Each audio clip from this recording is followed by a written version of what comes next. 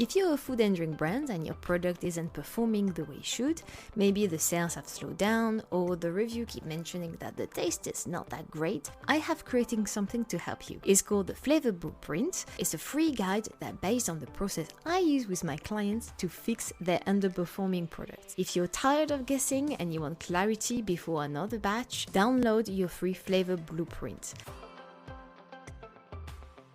If you want to create food or drink products that actually taste amazing, get the repeat purchases and see your sales go up, you need a flavor strategy. I'm Manon Galizzi, food scientist and flavor expert, and in this podcast I share what I've learned from helping food and drink brands create new products from scratch, choose the right flavor direction, or fix the flavors that are not working. If you are bringing cultural flavors to your food and drink product in the UK market, this episode is definitely for you. This year I went to different food and drink events and I met incredible founders who wanted to bring their culture to the UK market. So it was either Jamaican, Sri Lankan, North African. So all of this incredible product and flavors and tastes. And every chat I had with these founders, the struggle was always the same, was how to bring my culture and the flavors of my culture to a new market without losing its essence and where it comes from and the history and the culture and everything that goes with the flavor. It's not easy because I cannot imagine if I was bringing my favorite recipe from France into the UK, they will probably think that it's quite bland and I think the product will be completely disregarded and I will be completely like, what? This is my favorite product, this is my childhood, I have so many memories, this is my grandma's and my mom's recipe, and you're just telling me that you're not liking it? You know what that means for me? So I will be quite devastated. But the problem is you have to understand your target consumers.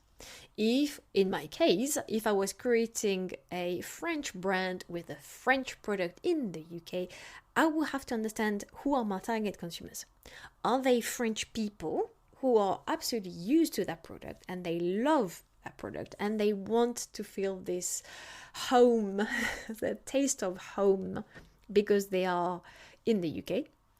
Or is my target consumers anyone in the UK in that age of down, living with this, and enjoying a, let's say, pastry in the afternoon with a little bit of coffee, blah, blah, blah. And in this case, they are not used to these flavors at all. They maybe never tasted that product before, so they have no idea what to expect. They have no memory attached with it. They just want a pastry to fill their craving, for example. The harsh truth is you have to go with your target consumers. And when I say target consumers, the key word is target. I'm not saying you have to please everyone because you will please no one. Who are your target consumers? Demographic, where they live, when would they eat their product? Would they eat it for them? Would they offer them to someone else? Everything, their age, what is their favorite social media, what other pastry do they like, etc., etc. And once you have your target consumers and you start having this recipe, get as much feedback as possible and tweak. You have to remove the emotional from it and be much more analytical. You are doing a business. I know it's hard, but if you are creating a product that will never sell in the UK, then there is absolutely no point. Absolutely no point. So you have to again remove the emotional, listen to your target consumers and what they want to see. You may need to educate them. You may need to do a lot of education around where the flavors come from. Maybe something that is very functional and why it's good for you. A person I met in one of these events, Olivia, if she listened to the podcast, she created something that was very interesting. She created some Jamaican shots, but like ginger shots and good and functional for you. But she created different level of spices because in Jamaica they love spices, and I've talked to myself because I'm French. My level of spice and heat is very low. Very, very, very low. So she created actually with different flavor profile, different level of strength and heat from the chilies that she was using. And I thought that is such a clever way to do it because her target consumers were really defined. So I know it's hard, but remove the emotional and think as a business owners that have to have a product that work. You have to have a business that succeed. So for that, you will have to lose a little bit of your homemade recipe, even if it come from your family or your friends. Remember, your target consumers may not used to these flavors at all. So it may feel very natural for you. I've known these flavors since I'm a kid. Yeah, but not your target consumers. Again, put yourself in the shoes of your target consumers that never being maybe aware of these ingredients, that never tasted anything like it.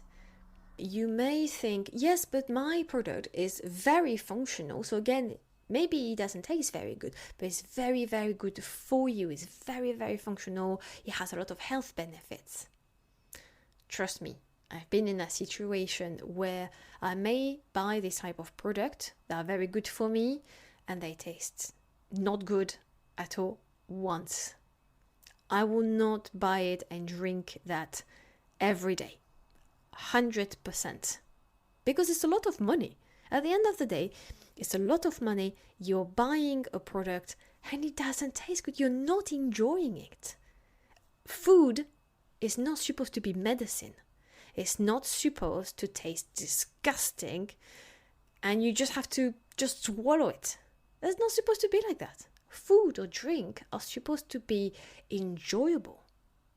Always. Think about the moments that you're creating in someone's day. Like for me, tea, for example, it's warm, but it's warm not just the temperature, but it just makes me feel like a little bit calmer. So when I have a crazy day, when I'm feeling very frustrated, I just want to go to food. I want to have like a warm chamomile tea where just the smell of it just help me calm down. So you have to think how people are going to consume your product. What is their state of mind and what they want to achieve? Even if it's very good for them, they still have to enjoy it. Otherwise, they're not going to buy it. And you still have to remember the climate that the UK is with the inflation and things like that. People think a little bit more on what they spend the money on. So if it's very functional, but it's like a medicine and it tastes awful, they may buy it for a while, but then they're just going to stop buying it. Enough of me talking for today. I hope as again is going to be helpful and I will see you tomorrow for another episode. Bye! Thank you for listening. If you got value from this episode, follow the podcast and subscribe to my newsletter for more tips and knowledge about food and drink product development.